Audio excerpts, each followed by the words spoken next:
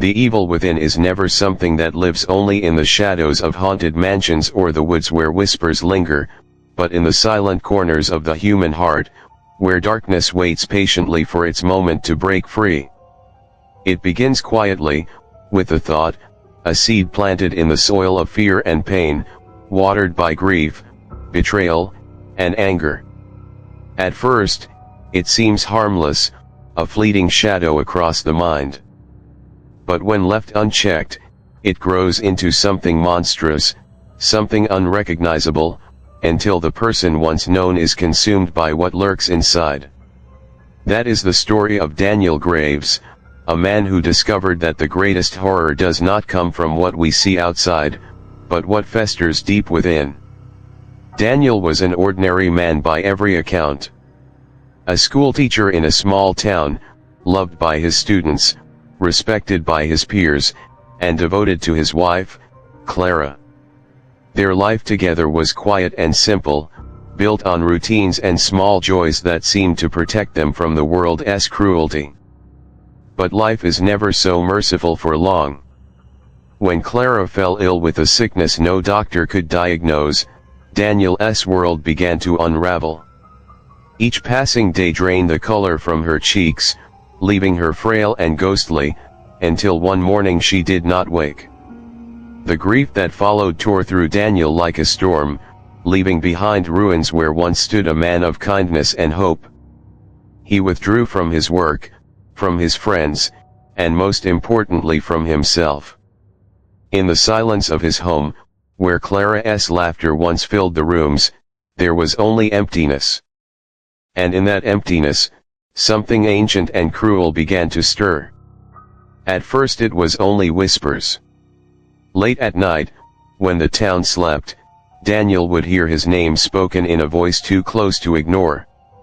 He dismissed it as grief, as the mind's cruel trick in loneliness, but the voice grew stronger. It spoke of Clara, of how her death was not fate but theft, of how the world had taken her away from him unjustly. The whispers promised him power, the ability to change what had happened, to rewrite the cruel story life had forced upon him. They told him that all he needed to do was let go of his doubt, to embrace the shadow that had always lived in him. At first he resisted, clutching the memory of the man he had been, but grief is a heavy weight and despair an open door. Slowly, Daniel began to listen. He started seeing Clara in his dreams. At first she was beautiful and whole, smiling at him as she had in life, reaching for him with hands warm and gentle. But as the nights passed, her image grew distorted. Her eyes hollowed, her skin pale and sunken, her voice sharp and cruel. She begged him to bring her back, demanded it with a fury he had never known. Daniel awoke drenched in sweat, trembling in fear, but the longing in his chest burned brighter than his terror. The evil within him was patient, feeding on that longing, shaping it into obsession. He began to seek out books on forbidden practices, dusty tomes locked away in the corners of forgotten libraries. He read of rituals that promised reunion, of ceremonies whispered about by those who feared their own words. Daniel told himself it was only research, that he was merely trying to understand, but he knew the truth. He was searching for a way to bring Clara back, no matter the cost. The night he performed the ritual was one of stillness.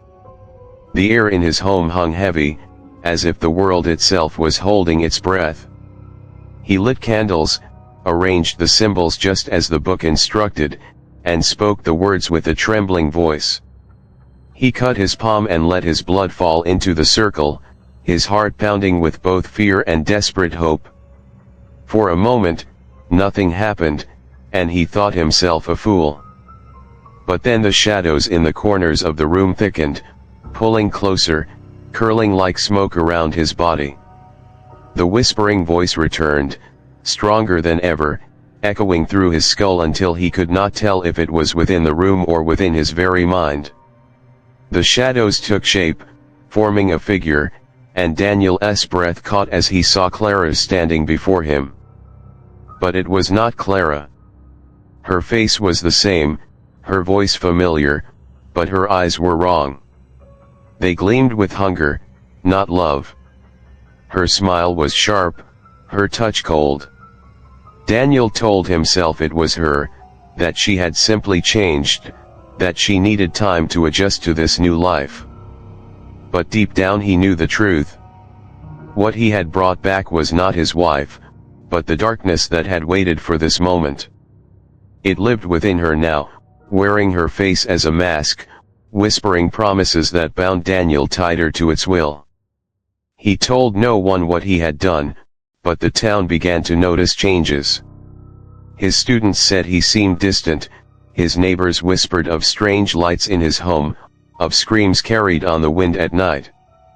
Daniel did not care. He had Clara back, or so he forced himself to believe. As weeks turned to months, the illusion crumbled. The thing in Clara's shape grew restless, violent. It demanded more of him, more rituals, more blood, more sacrifices. Animals at first, then strangers who passed through town. Daniel obeyed, each act tearing away the remnants of the man he once was. His reflection no longer looked familiar. His eyes were sunken, his face pale, his body thin and frail, but his soul was the most unrecognizable of all. The evil within him had bloomed, filling every hollow place with shadow, twisting his grief into hatred, his love into obsession, his humanity into monstrosity. One night, as he stood in the basement of his home, the walls painted with symbols, the floor stained dark with countless offerings, he realized he could no longer hear Clara's voice. Only the darkness spoke to him now, commanding him, mocking him, reminding him that he had chosen this path. In that moment he saw the truth in its cruel clarity. He had not been tricked or forced. The evil had always lived within him, waiting, feeding on his pain until he was ready to let it out. It had not stolen Clara from him, nor returned her. It had only used his grief to free itself. And now, there was nothing left of Daniel Graves but the hollow shell of a man who surrendered to the monster he had always carried inside. The town never discovered what became of him. His house stood abandoned, the windows shattered, the doors broken, but no one dared to enter. They spoke of strange noises, of shadows that moved on their own, of whispers that followed them when they passed too close. They warned their children to stay away, to never step foot near the cursed place. And so Daniel's story faded into legend, a cautionary tale of grief and obsession, of how love can be twisted into destruction when the heart is weak. But the truth is darker still. The evil within Daniel was not unique. It is in everyone, silent and patient, waiting for its moment to rise. All it takes is loss, despair, or anger, and the shadows begin to whisper. The greatest horror is not what lurks in the dark corners of the world, but the darkness that waits within us all, ready to take form when we are at our weakest. For Daniel, it wore the face of the woman he loved. For others, it might wear another mask. But no matter the shape, the evil within is always the same, eternal, hungry, and closer than we ever dare to admit.